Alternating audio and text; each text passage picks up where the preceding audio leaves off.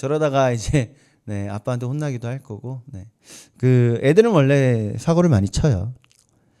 특히 그 엄마들은 보통 이런 말 하잖아요. 아이 우리 애는 안 그래요. 그죠? 근데 저는 그런 말 절대 믿지 않습니다. 다 그래요. 어렸을 때 사고 안 쳐요? 커서 쳐요. 저는 이 사고에 대해서 인간의 총량이 있다고 봅니다. 어렸을 때 사고 안 치는 사람들은 꼭 커서라도 치더라고요. 아이들이 모여 있는데 그 사고를 잘 치는 아이들이 모여 있는데 사고가 안 일어난다. 사고를 안 친다. 그럼 정말 신기한 노릇이죠. 네, 걱정하지 마세요. 오늘 안 쳤으면 내일 쳐요. 네, 아이들은 사고 치게 돼 있습니다. 근데 여러 아이가 사고를 쳐서 다들 혼나고 있는데 여러분 그 자리에 내가 딱 나타났다. 그럼 내 눈에 보이는 건 누굴까요? 수많은 아이들이 있지만 그 중에서 내 눈에 보이는 건 딱 내 아이밖에 없어요. 내 아이밖에 없어요. 그럼 나는 다가가서 누구를 혼낼까요? 다 혼내요? 내 애 혼내요. 내 애. 왜 내 애만 혼내요? 다 같이 잘못했는데. 왜요? 남의 애 함부로 혼낼 수 없어서? 내 애는 만만하니까? 그럴 것 같죠? 안 그래요. 늘 하는 말이지만 사랑해서 그래요. 내 애가 잘못 클까봐, 잘못 자랄까봐. 그래서 부모님들은 그때 말하는 게 사랑하니까 혼낸다, 사랑하니까 매를 든다. 그렇게 이야기하는 거죠. 내 애 아프게 하는데 내가 뭘 기분이 좋겠어요. 안 그래요? 내 아이를 때리는데 내가 기분 좋으면 그게 이상한 거죠. 그 누구도 좋아하지 않습니다. 그래도 혼나야 될 때는, 때려야 될 때는 괴로운 마음 가지고 어쩔 수 없이 혼내는 거죠. 그거 모르면 이제 부모님한테 뭐 꼰대니 뭐 그런 소리를 해요. 오해하지 마세요. 우리 애는 안 그래요. 어쨌든 자녀를 혼내는 부모의 마음은 정말 괴롭습니다. 괴로워요. 우리가 읽은 이 아모스의 말씀 속에도 사실 부모님의 마음보다 더 깊은 마음이 지금 숨겨져 있어요. 하나님 아버지의 마음. 우리 다시 한번 읽어볼까요? 다시 한번. 자, 시작. 내가 땅의 모든 족속 가운데 너희만 알았나니 그러므로 내가 너희 모든 죄악을 너희에게 보응하리라 하셨나니. 아멘. 오늘 이 본문 말씀의 배경이 되는 아모스의 시대는요. 남왕국과 북왕국으로 갈라져 있는 분열 왕국 시기예요.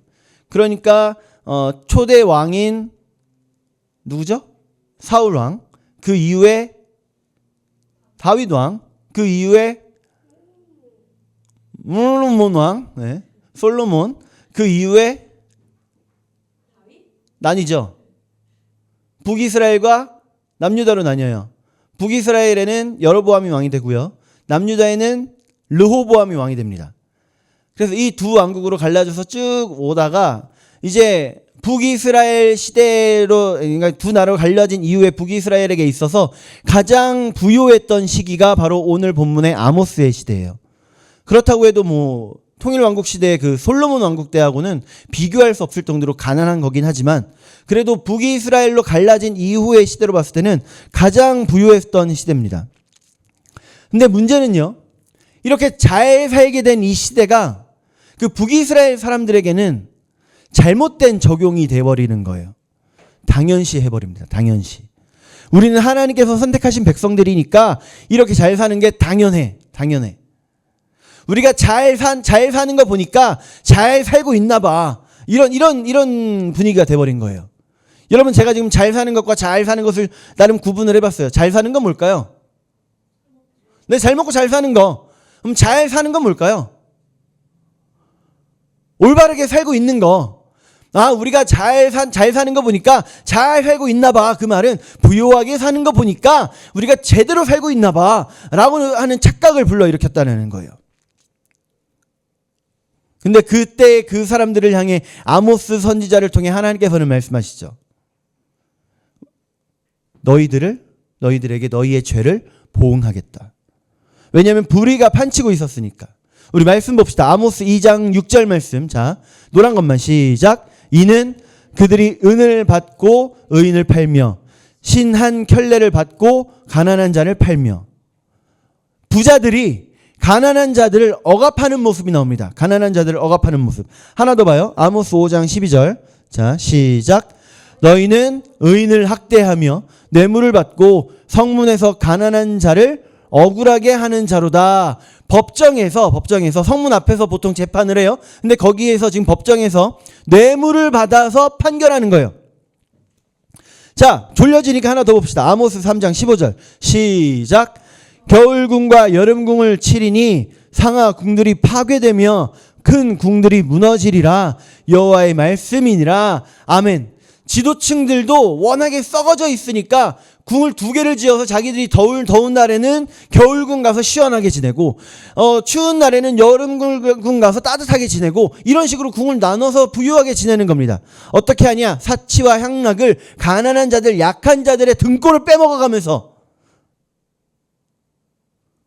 네, 그렇게 뒤집다 보면 등골이 나오겠죠. 그렇게 등골을 빼먹어가면서 이런 상황에 부른 사람이 바로 아모스 선지자예요. 아모스 선지자.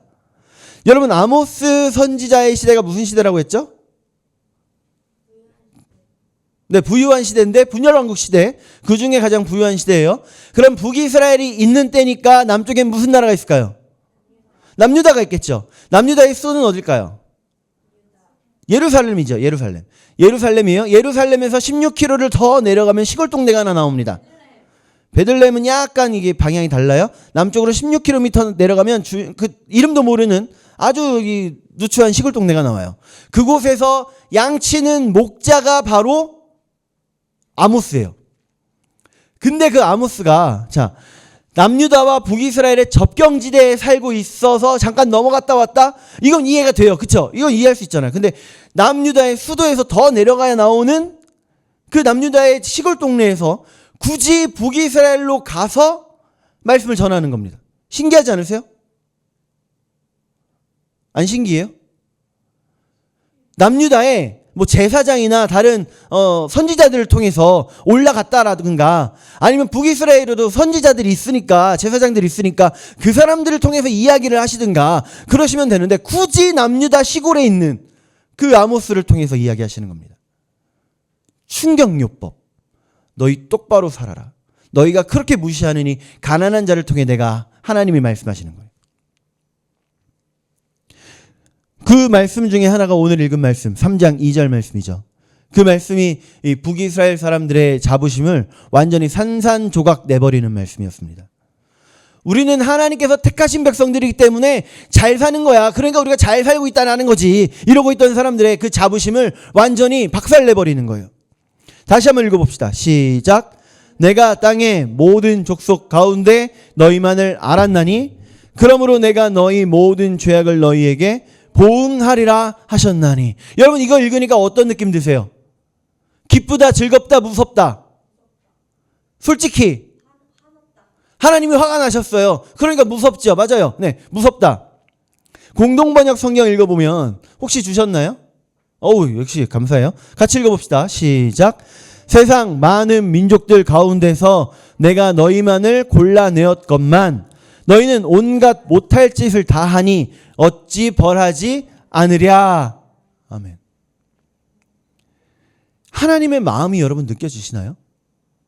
하나님의 마음? 그냥 화만 나신 것 같아요? 어떻게 보면 되게 차갑게 느껴질 수 있는 말씀이긴 한데 오늘 말씀에는요, 우리를 아셨기 때문에, 우리를 사랑하셨기 때문에 심판하실 수밖에 없는 그런 하나님의 마음이 느껴져야 돼요. 만약 하나님께서 이스라엘을 정말 버리려고 하셨다면, 그렇게 작정하셨다면 방치하시면 돼요. 놔두시면 됩니다. 근데 아모스를 통해서 경고까지 하시는 거예요. 오늘 우리 사랑하시기 때문에 심판하시는 그 역설적인 말씀, 그 말씀 속에서 여전히 우리를 사랑하시는 하나님의 마음을 찾아봅시다. 첫 번째는요, 하나님은 우리를 아십니다. 우리를 아세요. 2절 앞부분을 보면 한번 같이 볼까요? 2절 앞부분에 시작. 내가 땅의 모든 족속 가운데 너희만을 알았나니. 알았다. 이 알다가 히브리어로 하면 뭐죠? 야다. 맞아요. 너무 유명하죠? 야다. 알았다. 여기서 야다는 또 쓰임새가 사실 좀 구분돼요. 우리 손흥민 선수 모르는 사람, 그럼 손흥민 선수 아는 사람, 뒤에 분들은 모르세요? 알아요? 그분의 할아버지가 누구세요? 그분 지금 무슨 기분으로 살고 계세요? 몰라요. 근데 안다고 하셨잖아요. 안다면서요. 네, 그냥 알아요. 맞아요. 우리가 안다라고 표현하는 것들은 대부분이 그 사람의 정보를 안다고 할 때 안다라고 표현을 해요. 그런데 성경에서 야다, 안다라고 표현을 할 때에는 보통 야다를 쓸 때에는 하나님이 우리를 아신다라고 할 때 야다를 쓰고요. 부부간에 서로를 안다라고 할 때 야다를 씁니다. 그러니까 정보를 안다라는 게 아니라 관계로 아는 거예요. 관계로. 관계. 그 관계는 사랑하는 관계예요. 그러니까 내가 너희만 알았다라고 말씀하셨던 그 뜻에는요. 내가 이렇게까지 너희를 사랑했는데 정도로 이해할 수가 있는 거죠. 로마서 10장 14절 말씀 우리 같이 봅시다. 시작. 나는 선한 목자라. 나는 내 양을 알고 양도 나를 아는 것이 아멘. 여기서의 알다라는 것도 히브리어로 바꾸면 야다가 됩니다. 야다가 돼요. 자, 목자와 양의 관계. 그죠? 양과 목자의 관계. 그렇게 아는 걸 말씀하시는 거예요. 사실 관계에 대해서 이야기하면 요즘 정말 힘듭니다. 왜냐하면 요즘 시대는 과잉 연결 시대라고 하거든요. 스마트폰 안 쓰시는 분 없죠? 그죠? 스마트폰으로 카카오톡 안 하시는 분 없죠? 뭐 카톡만이 아니라 여러 가지 어플로 또 이래저래 사람들과 대화도 주고받고 하죠. 뭐 DM을 보낸다거나 뭐 인스타에 뭘 올린다거나 아니면 뭐 요즘은 그 소개팅 앱도 있어서 그걸로 서로 대화도 하고 막 그래요. 여러 가지 방법으로 사람들과 대화를 합니다. 심지어는 가만히 있어도 광고가 자꾸 떠요. 그렇죠? 우리는 이렇게 과잉, 너무나도 많은 연결 관계 속에 살아갑니다. 그런데 신기하게 이렇게 많은 연결된 관계들을 이루면서 살아가는데 동시에 관계적인 고독을 느끼면서 살아갑니다. 관계의 양은 많아졌는데 그 양의 질이 그 관계의 질이 너무나도 떨어져 버린 거예요. 사실 우리가 카톡을 하거나 뭐 이래저래 핸드폰으로 문자를 보낸다거나 이런 대화를 하는 것 같은 경우에는 대부분이 그 관계를 관리하려고 하는 경우가 많아요. 그 카카오톡을 통해서 그 관계의 질이 향상되는 경우는 사실 거의 없습니다. 그러다 보니까 질은 떨어져요. 바쁘게 어플로 대화하지만 사실상 내 마음 그대로 터놓고 얘기하는 건 거의 없어요. 그래서 어플로 대화하지만 수많은 관계를 맺고 살아가지만 오히려 외롭다. 그런 사람들이 생겨나는 겁니다. 그런데 그런 우리를 향해 하나님께서 지금 뭐라고 말씀하신 거예요? 나는 너희를 안다. 사람들은 나의 스펙이나 나의 성과나 나의 재산을 가지고 나를 안다라고 표현을 해요. 내 이름 아는 걸로 나를 안다라고 표현을 해요. 나 자체를 아는 거라고 표현하는데 사실 그게 아니죠. 하나님만이 나 자체를 아세요. 내가 혼자 있을 때 기쁜 일이 있었을 때 그때 다른 사람에게 말하지 못할 부끄러움 때문에 나 혼자만 조용히 기뻐할 때 무서운 일 생기고 어려운 일 생기고 슬픈 일 생겨서 남들한테 이야기하면서 나누고 싶은데 그러지 못할 때 하나님은 나를 아신다라고 표현하십니다. 세상이 나를 몰라줘요? 괜찮아요. 내 가치는 세상이 아니라 하나님께서 정하십니다. 여러분 우리 기억해요. 우리는 하나님이 적당히 관리하는 관리 대상이 아니라 끔찍한 사랑의 대상입니다. 사랑의 관계로 우리를 아시는 하나님을 기억합시다. 두 번째는요. 특별한 관계는 특별한 책임을 요구합니다. 다시 본문 봅시다. 다시. 자, 내가 땅의 모든 족속 가운데 너희만 알았나니 노란 거 뭐예요? 그러므로는 뭐예요? 그러므로는 어떨 때 주로 나오죠? 네, A가 이유가 되고 B가 결과가 되는 겁니다. 그래서 그 둘을 이어주는 거예요. 그러니까 A의 이유로 인해 너희에게 요구하는 게 있다라는 말씀을 하시는 거죠. 하나님과의 특별한 사랑의 관계를 갖고 있는 사람들은 하나님의 백성이니 그러므로 책임을 져야 한다. 우리 말씀 봅시다. 누가복음 12장 48절. 자, 딴짓하는 영혼들 돌아오시고요. 함께 읽겠습니다. 자, 시작. 알지 못하고 맞을 일을 행한 종은 적게 맞으리라. 무릇 많이 받은 자에게는 많이 요구할 것이요 많이 맡은 자에게는 많이 달라 할 것이니라. 아멘. 많이 맡은 자에게는 어떻게 한다고요? 많이 달라. 많이. 자, 하나 더 봐요. 베드로전서 2장 9절. 시작. 그러나 왕 같은 제사장들이요 거룩한 나라요 그의 소유된 백성이니 이는 너희를 어두운 데서 불러내어 그의 기이한 빛에 들어가게 하신 이의 아름다운 덕을 선포하게 하려 하심이라. 아멘. 이 말씀 읽으면 우리는 보통 앞에 주목을 하잖아요. 택하신 족속이고 왕같은 제사장이고 거룩한 나라로 우리를 부르셨다. 와, 감사합니다 하나님. 여기에 보통 우리가 초점을 맞추는데, 이제 딴짓 그만하고 저를 쳐다보면 그게 아니라 뒤에도 우리가 중요하다라는 말씀을 하고 있는 거예요. 뒤에 뭐예요? 그래, 이렇게 귀한 직분을 주셨어. 그러니 그 책임을 다해라. 소중한 백성 삼아주셨으니 삼아주신 분의 더 아름다운 덕을 선포해라. 여러분, 우리 너무 많이 오해하는 경우가 있어요. 하나님과 특별한 관계를 특권으로만 오해하시는 분들. 어떤 유명한 목사님이 심무하시는 대형 교회를 다니는 분들은 자기가 그 대형 교회를 다닌다는 이유로, 그 유명한 교회를 다닌다는 이유로 그걸로 천국 가는 줄로 착각하시는 분들. 이런 경우 너무나도 많습니다. 근데 특별한 관계는요, 특권이 아니라 책임입니다. 이스라엘도 그랬어요. 하나님께서 택하신 백성이니까 그 특권이라고 하는 그 안에 매여 있는 거죠. 세상 사람들이요, 신기하게 유독 크리스찬들에 대해서 그 잣대가 좀 높아요. 교회 다니는 사람이 왜 저래? 이런 말. 요즘 뭐 그렇게 어려운 말도 아니죠. 어렵게 듣는 말도 아니죠. 자주 듣죠. 근데 여러분, 이런 말은 들어보셨어요? 아유, 절 다니는 사람이 왜 그래? 아니, 성당 다니는 사람이 왜 그래? 이런 말 들어보셨어요? 해보셨어요? 근데 왜 교회 다니는 사람이 왜 그래는 왜 이렇게 잘 나와요? 저는 장난삼아 해본 적은 있어요. 근데 뭐, 야, 너 무슬림이라며? 무슬림이 왜 그러냐? 들어본 적 있어요? 야, 너 힌두교라며? 힌두교가 왜 그래? 이런 말 들어본 적 있어요? 아, 무슬림하고 힌두교는 우리나라에 별로 없으니까 쓸 일이 없나? 그래요? 유독 이상하게 기독교에만 그 잣대가 되게 높은 걸 들이댑니다. 여러분, 그래서 억울한가요? 억울해요? 진짜 억울해요?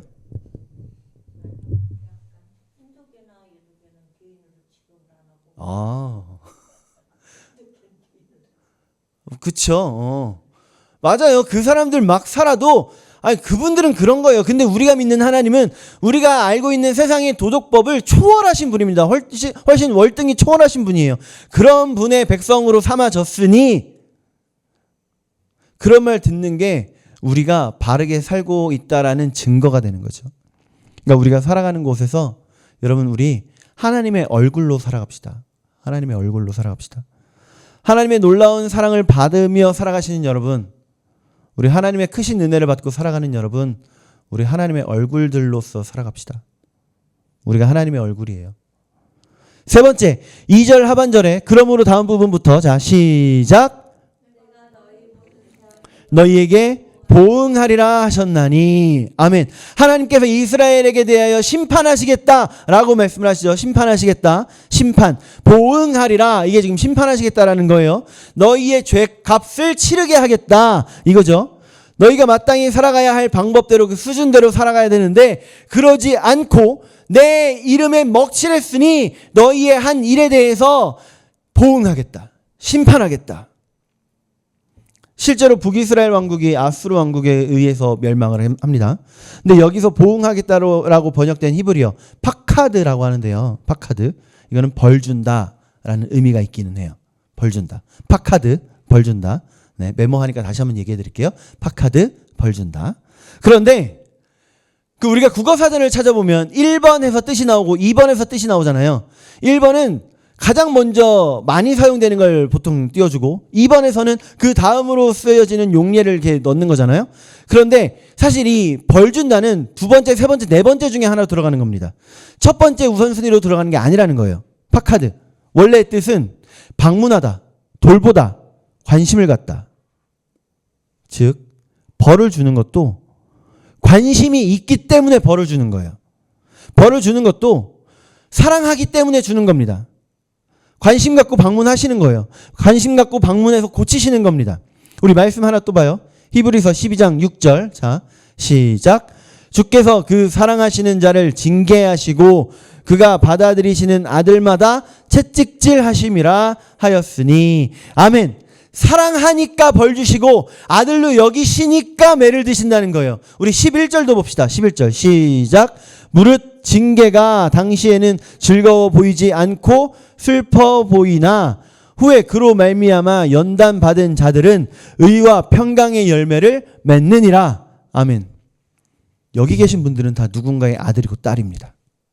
그죠? 아이를 키우기 전엔 몰랐어요.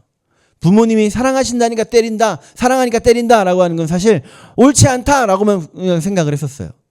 근데 한참 제가 젊었을 때 나왔던 책이죠. 꽃으로도 때리지 마라. 네. 근데 맞아요. 사랑하니까 혼내요. 사랑하니까 매를 들 수밖에 없었어요. 물론 어떤 사람들은 자기 기분에 때리고 뭐 자기 짜증나니까 때리고 그런 분들도 있기는 해요. 근데 그런 이상한 부모들 말고는 보통은 내 자식이 잘못될까봐 징계하는 게 맞습니다. 우리 기왕 본 거 하나 더 볼까요? 호세아 6장 1절. 자, 시작. 오라 우리가 여호와께로 돌아가자. 여호와께서 우리를 찢으셨으나 도로 낮게 하실 것이요 우리를 치셨으나 싸매어 주실 것임이라. 아멘. 우리를 징계하시는 하나님은 그로 인해 같이 아파하시는 하나님이에요. 진짜 무서운 심판이 뭔지 아세요? 진짜 무서운 심판? 내가 분명히 죄를 짓고 있고 내가 분명히 잘못된 길을 가고 있는 게 내가 보기에도 너무나도 확실한데 아무런 현상이 일어나지 않는 거, 하나님이 아무런 징계도 없고 하나님 나에게 뭐 마음속에 죄책감조차 들게 하지 않으시는 거, 이게 정말 무서운 심판입니다.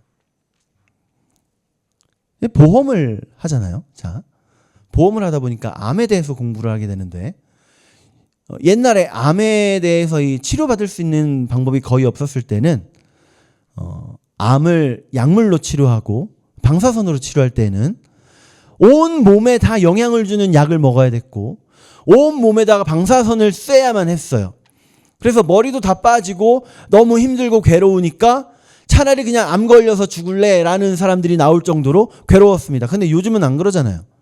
요즘 뭐 표적 항암 약물도 있고 뭐 세기조절 방사능도 있고 또 뭐 중입자 치료도 있고 그래가지고 암이 이젠 죽는 병이 아니다라는 말이 나오기까지도 해요. 근데 이런 거 나오기 전에는 엄청나게 괴롭게 치료를 받아야만 했습니다. 그런데 이 고통스러운 치료를요 모든 암 환자한테 권할까요? 그럼 누구한테 권할까요?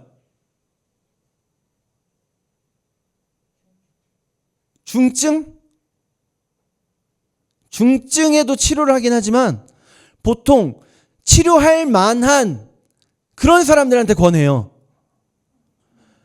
아무리 노력해도 이미 죽을 수밖에 없는 사람이다라고 의사가 판단하면 그 사람들한테는 이 고통스러운 그 치료를 권하지 않습니다. 제가 호스피스 그 교육도 받았는데요. 호스피스 병동으로 들어오면 이제 살 확률이 없다라는 뜻이에요. 그런 분들한테는 호스피스 간호사들이 복음을 전합니다. 보통 복음을 전해서 죽을 거 확실하니까 지금이라도 믿고 천국 가자라는 의미에서 복음을 전합니다. 근데 이 암에 걸려서 죽어가는 사람들은 정말 고통스러워요. 그럼 그분들에게 무슨 약을 줄까요? 치료약을 줄까요? 진통제를 줄까요? 진통제를 줘요. 그럼 진통제도 두 가지 종류가 있죠. 보통 우리가 일반적으로 먹는 진통제가 있고 마약성 진통제가 있습니다. 어떤 걸 줄까요? 마약성? 왜요? 마약 중독되면 어떻게 해요? 맞아요. 그게 중요한 게 아니에요. 어차피 죽을 거니까 고통이라도 덜하게 죽어라. 그런 의미에서. 고칠 만한 사람한테나 그렇게 고통스러운 치료를 권하는 거예요. 우리 징계하시는 것도 그 고통스러운 처방전 내리시는 겁니다. 근데 그 고통의 처방전도 안 와요? 그럼 진짜 그게 큰일 난 거예요. 그게 큰일 난 거. 제발 내 사랑하는 아들아 딸아 제발 깨달아라. 그렇게 말씀하시는 겁니다. 우리 하나님께서 우리를 징계하실 때가 있어요.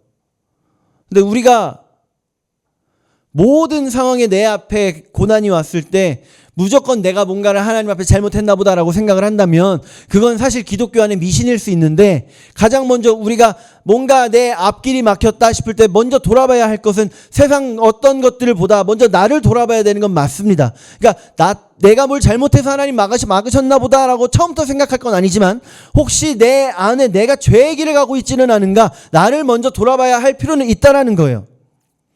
왜냐? 정말로 하나님께서 파카드 관심을 갖고 방문하신 것일 수도 있으니까요. 정리합시다. 하나님께서 우리를 야다, 아신다라고 하는 건 우리를 방치하지 않으시겠다고 약속하시는 거예요. 그래서 징계의 매를 드십니다. 그래서 파카드 하시는 거예요. 여러분, 죄의 싹은 뭐예요? 사망입니다. 사망. 오늘 본문에서는 아모스를 통해 너희의 죄를 보응하시겠다라고 하셨어요. 그럼 그 보응은 뭐가 되는 걸까요? 죄의 싹은 사망. 그 죄에 대해 보응하겠다. 그럼 그 보응은 뭘 하겠다? 죽이겠다. 맞죠? 그 보응은 죽음이었어요. 그런데 우리를 너무나도 사랑하시는 하나님께서 우리가 죽는 게 아니라 누구를 대신 죽이셨어요? 누구요? 우리 예수님이요. 우리 예수님. 우리가 받아야 할 보응을 우리가 받은 게 아니라 예수님께서 대신 보응 받아주셨어요. 그래서 사실 우리가 이제 겪게 되는 죄값은요, 그 죄에 대한 보응, 사망이 아니라 연단입니다. 연단. 우리 그리스도를 믿는 사람들은요, 사랑으로 우리를 연단하시는 하나님을 기억합시다. 우리를 사랑하셔서 백성 삼으시고 그 백성다운 삶으로 거룩한 삶을 살아가라고 연단하시는 그 하나님의 사랑에 온전히 순종하는 저와 여러분들 되시기를 축복합니다.